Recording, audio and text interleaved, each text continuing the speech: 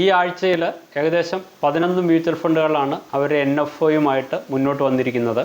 ഇതിൽ 3 index fund, 2 thematic fund, ഒരു target maturity fund, ഒരു large and mid cap fund, ഒരു മൾട്ടി ക്യാപ്പ് ഫണ്ട്, ഒരു small cap fund, 2 exchange traded ഫണ്ടുകളുമാണ്.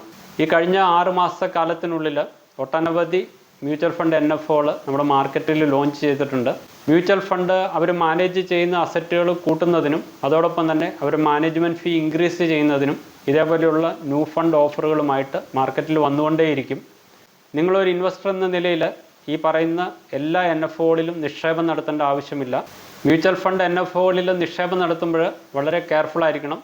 നിങ്ങൾക്ക് ആവശ്യമുള്ള സ്കീമുകൾ, നിങ്ങളുടെ റിസ്ക് പ്രൊഫൈലിന് മാച്ച് ചെയ്യുന്ന സ്കീമുകൾ, നിങ്ങളുടെ റിട്ടേൺ എക്സ്പെക്റ്റേഷൻ മീറ്റ് ചെയ്യാൻ പറ്റുന്ന സ്കീമുകൾ, നിങ്ങളുടെ ഫൈനാൻഷ്യൽ ഗോളുമായിട്ട് മാച്ച് ചെയ്യുന്ന ഫണ്ടുകളിൽ മാത്രം നിക്ഷേപം നടത്തുക.